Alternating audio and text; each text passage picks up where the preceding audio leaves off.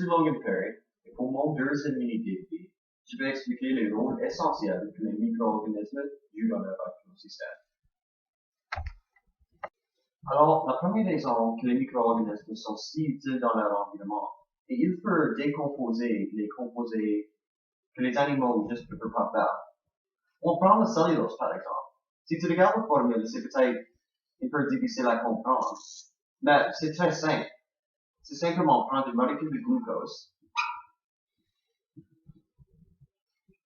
et l'attacher à une autre molécule de glucose. Et répéter cela. Ces chaînes de glucose forment la majorité des structures des végétaux. Même si le cellulose et le glucose sont très similaires, le cellulose est beaucoup plus difficile à décomposer. Et la majorité des animaux n'ont pas l'habilité de décomposer le cellulose par eux-mêmes. Alors les animaux doivent former une relation de sémoise avec les bactéries pour décomposer le cellulose. La nutrition d'une vache vient presque entièrement du gazon, qui est incroyablement riche en cellulose. Alors la raison qu'une vache peut manger juste le gazon est à cause de son estomac. Il y a une grande chambre appelée le rumen. Il est 55 gallons de large et il est rempli de micro-organismes. Ces micro-organismes ont la tâche de décomposer le cellulose et de partager l'énergie avec la vache. Maintenant qu'on a vu ce que les micro-organismes peuvent décomposer, voyons ce qu'ils peuvent composer. Voici une bactérie nommée le levure, ou en anglais le yeast. Il peut produire des choses comme l'acide lactique et l'éthanol. On utilise l'éthanol à chaque jour. C'est utilisé comme nettoyant, comme solvant très puissant, et pour danser mieux. Et voici l'acide lactique qui est utilisé pour produire beaucoup de produits laitiers, comme le yogourt.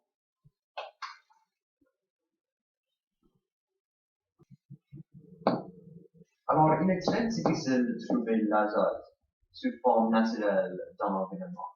À cause de la majorité est sous forme de N2 dans l'atmosphère. Et c'est si difficile de le séparer à cause du type de liaison qui se forme entre l'azote. Mais heureusement, il y a des bactéries rhizobium qui prennent cet azote et le transforment en NH2 et en NH3. De suite, cet NH2 et NH3 ou NH4 lorsque c'est dissous dans l'eau, peut être pris par les bactéries nitrifiantes qui les transforment en NO2 et NO3.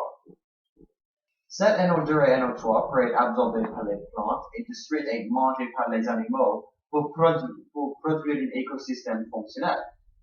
Et lorsque c'est terminé, il y a même des bactéries qui prennent ça et le retournent de son forme naturelle au N2. Ceci est appelé le cycle d'azote.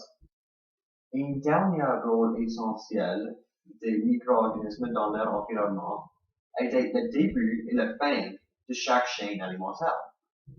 Alors, j'ai dessiné une chaîne alimentaire petite marin avec les petits coplanctons ici, qui sont des protistes semblables aux végétaux.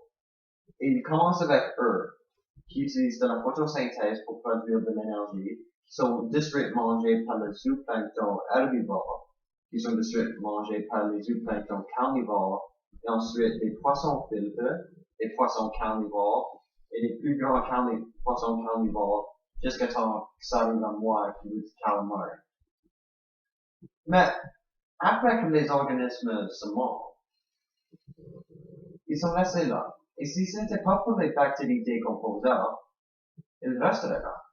Et avec les montants énormes d'organismes qui vivent sur la Terre, les cas s'augmenteraient. Alors c'est très important que les organismes décomposeurs sont là pour décomposer tous ceux qui sont morts, pour donner la chance à d'autres organismes à vivre. Alors cela sont les rôles essentiels des organismes dans leur environnement. Merci.